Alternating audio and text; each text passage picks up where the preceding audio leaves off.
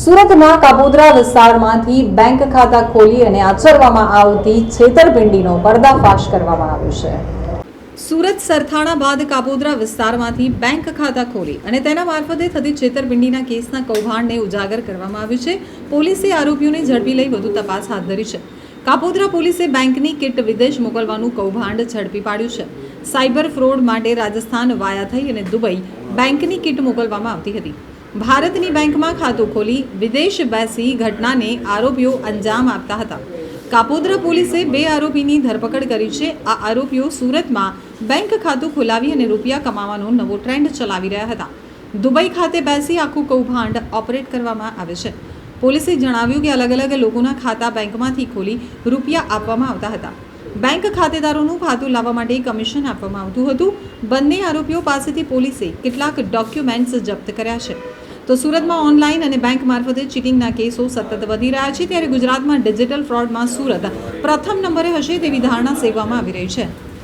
મહેરબાન police commissioner Shri Surat શહેરનાઓએ આપેલ સૂચના અનુસંધાને ઝોન 1 વિસ્તારમાં બનતા મિલકત સંબંધી તથા સાયબર ફ્રોડના ગુનાઓ અટકાવવા સારું માર્ગદર્શન અને સૂચના આપેલ, જે અનુસંધાને કાપોદ્રા પોલીસ સ્ટેશનના પોલીસ ઇન્સ્પેક્ટર શ્રી MB અવસુરાનાઓને તેઓના સર્વેલન્સ સ્ટાફ તથા અંગત બાતમીદારોથી બાતમી હકીકત મળેલ, જે બાતમી હકીકતના આધારે કાપોદ્રા 4 રસ્તા પાસે આવેલ મંગલદીપ કોમ્પ્લેક્સમાં પાસે એક સ્કોર્પિયો ગાડી ઉભેલ, જે ગાડીમાં બેઠેલ 2 ઈસમોની પૂછપરછ કરતા અને આ 2 ઈસમો જેઓના નામ અવનીત ઠુમ્મર તેમજ આયુષ વસોયાનાઓ જણાવેલ, આ બંને ઈસમો તેઓના મળતિયાઓ દ્વારા અલગ અલગ વ્યક્તિઓના પાન કાર્ડ તેમજ આધાર કાર્ડનો ઉપયોગ કરી અલગ અલગ બેન્કોમાં કરંટ તથા સેવિંગ્સ એકાઉન્ટો ખોલાવી અને આ એકાઉન્ટો સાયબર ફ્રોડ તેમજ ગેમિંગ માટે ભાડે આપી અને પોતે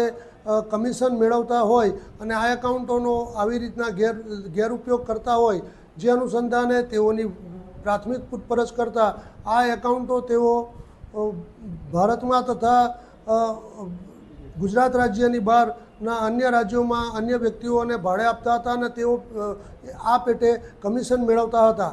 તેઓની પૂછપરછ કરતાં અને તેઓની અંગઝડતી કરતાં ગાડીમાંથી ઘણા બધા પ્રમાણની અંદર અલગ અલગ કંપનીના મોબાઈલના સિમ કાર્ડ, અલગ અલગ વ્યક્તિઓના બેંક એકાઉન્ટની ચેકબુક તથા passbook, PAN card, Aadhaar card, UPI barcode scanner, cash deposit કરેલી સ્લીપો, બનાવટી ફોર્મ તથા પેઢી કરારો અને કેશ કાઉન્ટર મશીન મળી કુલ કિંમત ₹17,28,000 જેટલાનો મુદ્દામાલ કબજે કરવામાં આવેલ છે। આ હકીકતના આધારે કાપોદ્રા પોલીસ સ્ટેશન ખાતે BNSની કલમ 318(4), 363(2) વગેરે મુજબનો ગુનો રજીસ્ટર કરવામાં આવેલ છે અને હાલ આ ગુનાની તપાસ second point Shri MR Solanki Kapodra police સ્ટેશનનાઓ કરી રહેલ છે।